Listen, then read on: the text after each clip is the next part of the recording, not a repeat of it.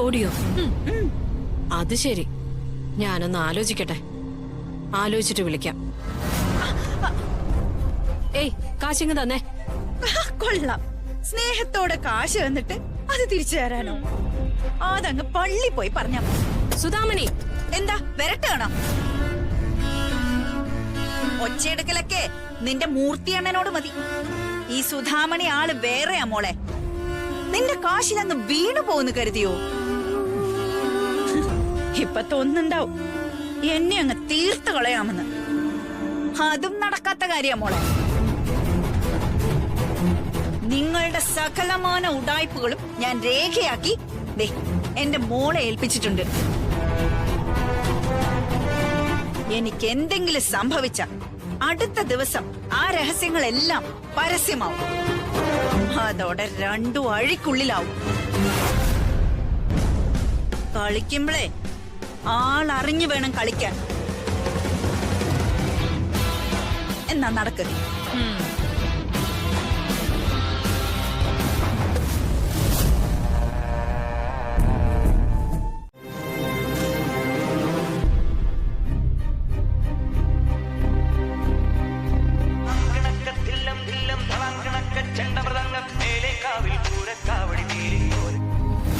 മോളെ, അമ്മ, ബാലു വീട്ടിലുണ്ട്. എന്താ മോളെ, എന്താ ചോദിച്ചേ? അല്ല, ബാലുവിനെ ഓഫീസിൽ കണ്ടിട്ട് 2 ദിവസമായി. അപ്പൊ ഒന്ന് വിളിച്ചതാ. ഇതിലും വലിയൊരു സന്തോഷം എനിക്ക് വേറെ എന്ത് കിട്ടാനാ മോളെ? എന്റെ മനസ്സ് നിറഞ്ഞു തുളുമ്പാ മോളെ.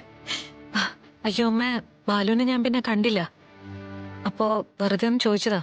വെറുതെ ചോദിച്ചാണെങ്കിലും കാര്യമായിട്ട് ചോദിച്ചാണെങ്കിലും എനിക്ക് സന്തോഷായി മോളെ. ഞാൻ എന്താ തുള്ളിച്ചാടാൻ പോവാ. അമ്മ, ഞാൻ ചോദിച്ചതിന് ഉത്തരം പറഞ്ഞില്ല. ബാലു അവിടെ ഉണ്ടോ? മമ്മി, മമ്മി ഫോൺ താ മമ്മി. ഹലോ ഹലോ മോളെ. മമ്മി, മോളല്ല, ഞാൻ അമ്മയാ, യാമിനി. ബാലുവിനെ കൊണ്ട് എത്രയും പെട്ടെന്ന് മറ്റൊരു വിവാഹം കഴിപ്പിക്കാം. അപർണയെ നിങ്ങളുടെ മരുമകളായിട്ട് കിട്ടുമെന്ന് ഇനി സ്വപ്നത്തിലും കരുതണ്ട. അപർണയ്ക്ക് ഞങ്ങൾ വേറെ കല്യാണം നോക്കുക. കല്യാണാലോചന നോക്കുന്നതിൽ എന്താ കുഴപ്പം?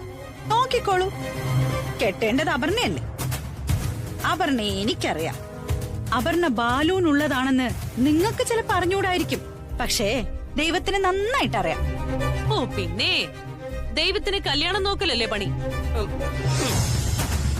ഹലോ, ഞാനേ അവളുടെ അച്ചമ്മയാ. ഞങ്ങളുടെ കുടുംബത്തിന്റെ 7 അയലത്ത് നിൽക്കാനുള്ള യോഗ്യത പോലും നിങ്ങൾക്കില്ല. എന്താ അച്ഛമ്മ ഇത്?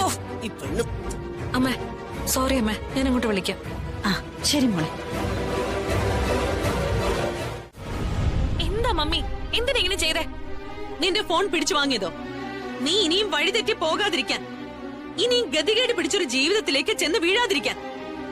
ഇനി എന്തൊക്കെ സംഭവിച്ചാലും ശരി, അപ്പോ നിന്നെ തിരിച്ച് അങ്ങോട്ട് വിടാൻ പോകുന്നില്ല. നീ കൊച്ചിനെ വഴക്ക് പറയാതെ. മോളെ, അച്ഛമ്മ ഒരു കാര്യം പറയട്ടെ. അച്ഛമ്മ, കല്യാണ കാര്യമാണെങ്കിൽ പറയണമെന്നില്ല. മോളെ അപ്പു, മമ്മിയെ ദേഷ്യം പിടിപ്പിക്കരുത് നീ. ഞങ്ങൾ അത് തീരുമാനിച്ചു കഴിഞ്ഞു. ഇനി നീ ഒരിക്കലും അങ്ങോട്ട് പോകില്ല. ഇനി അഥവാ പോയാൽ എന്നെ നീ പിന്നെ ജീവനോടെ കാണില്ല. മോളെ, അവള് പറയുന്നത് കേട്ടോ? അവള് പറഞ്ഞാ പറയുന്നത് പോലെ ചെയ്യുന്നവളാ. ഇനി നീ ചിന്തിക്കും.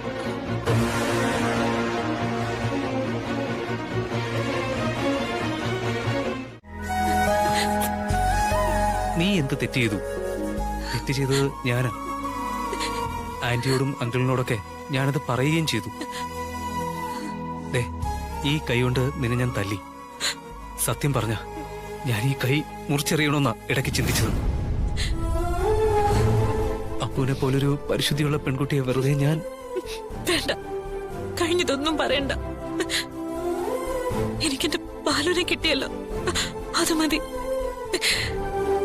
മമ്മി, അച്ഛമ്മ, സന്ദീപ് അങ്കിൾ, എല്ലാവർക്കും ഒരുപാട് നന്ദിയുണ്ട്.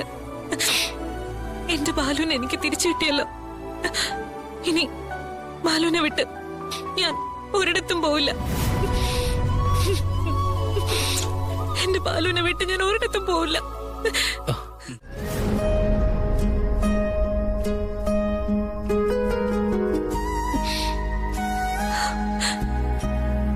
ബാലു എന്നെ സംശയിച്ചത് സ്നേഹ കൂടുതലുണ്ട്.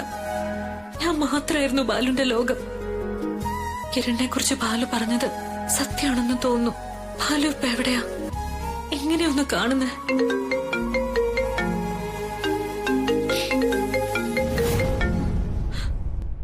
ഹലോ, ഇത് അപർണ എന്ന് പറയുന്ന ആളാണോ? അതെ. ഞാൻ KG ഹോസ്പിറ്റലിൽ നിന്നാ, ഡോക്ടർ ഷമീർ. എന്താ ഡോക്ടർ? അല്ല, ഒരു മിസ്റ്റർ ബാലു, അത് അപർണയുടെ എന്റെ ഹസ്ബൻഡാണ്. എന്താ ഡോക്ടർ? ബാലുവിടെ അഡ്മിറ്റ് ആണ്.